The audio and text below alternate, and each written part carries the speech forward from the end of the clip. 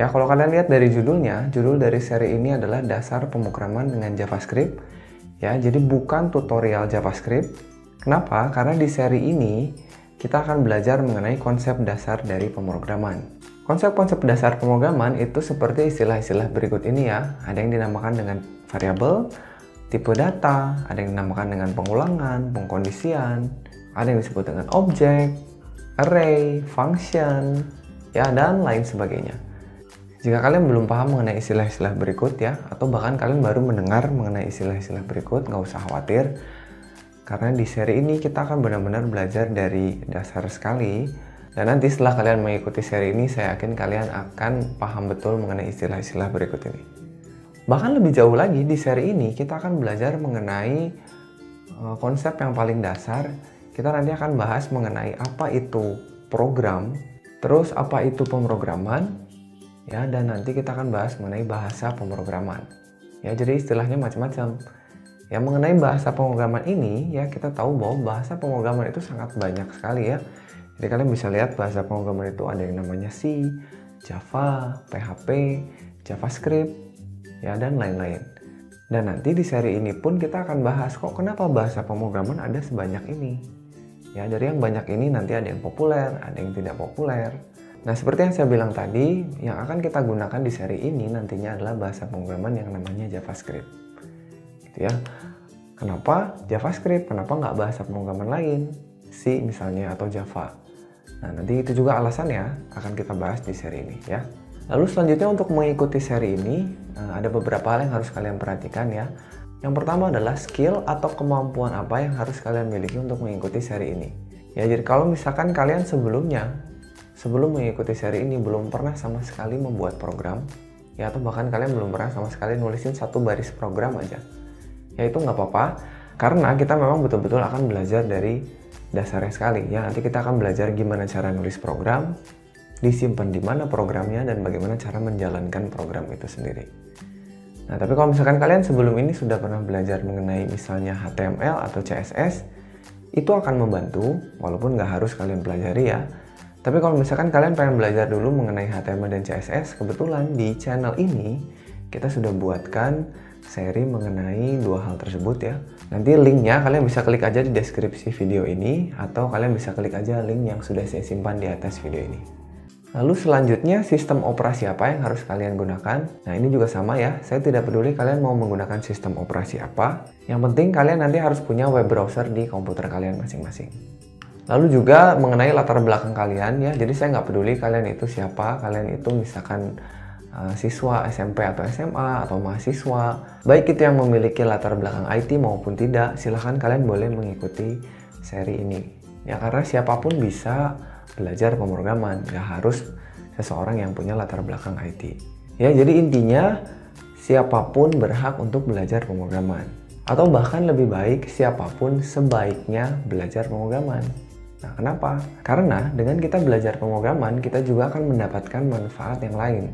Seperti yang pernah dikemukakan oleh beberapa orang terkenal di dunia ya. Misalnya, Steve Jobs pernah bilang bahwa dengan kita belajar pemrograman, itu mengajarkan kita untuk berpikir. Tentu saja berpikir yang baik ya.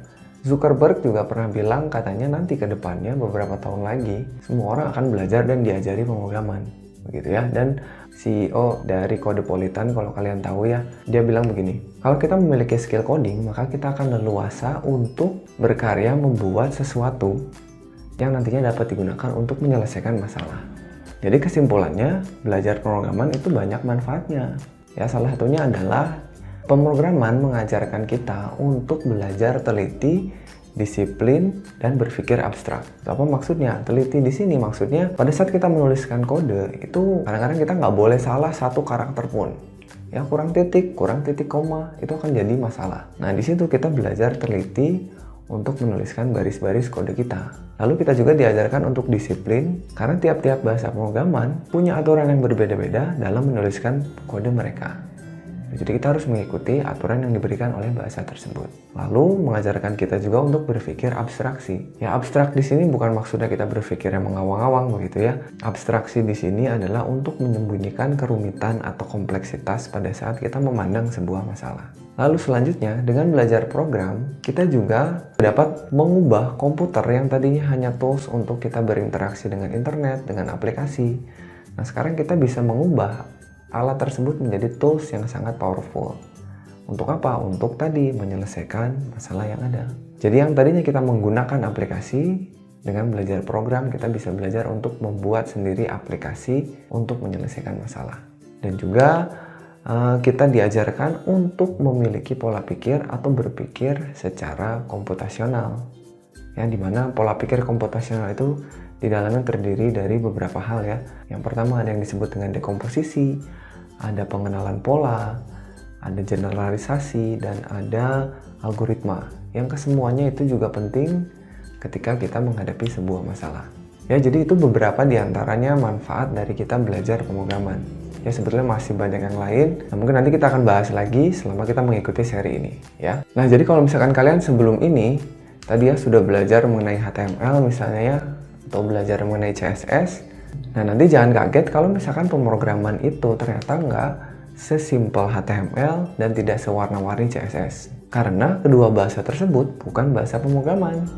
Oke, itu dulu ya kayaknya pengantar untuk seri ini. Mudah-mudahan kalian semangat nanti ngikutin seri ini sebagaimana saya semangat untuk membuat seri ini ya. Jangan menyerah nanti ketika materinya sudah mulai sulit atau sudah mulai membingungkan. Ya nanti kalau misalkan, oh kok susah ya materinya, atau misalkan ini kapan bikin websitenya, misalkan seperti itu ya.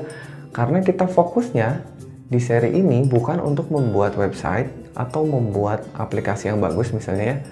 Kita fokusnya di seri ini adalah untuk membangun dasar dari pemrograman. Dan seri ini juga tidak akan membuat kalian jadi jagoan menggunakan JavaScript ya. Karena tadi JavaScript hanya akan kita gunakan sebagai contoh kasus saja. Supaya nanti kalian jadi punya dasar yang kuat ketika kalian bertemu dengan bahasa pemrograman yang lain. Karena bahasa-bahasa pemrograman yang lain pun punya hal yang mirip-mirip begitu ya. Masing-masing punya yang namanya pengulangan, masing-masing punya yang namanya pengkondisian. Jadi dengan membahas dasar dari pemrogramannya itu akan membuat kalian lebih mudah ketika ketemu dengan bahasa pemrograman yang lain.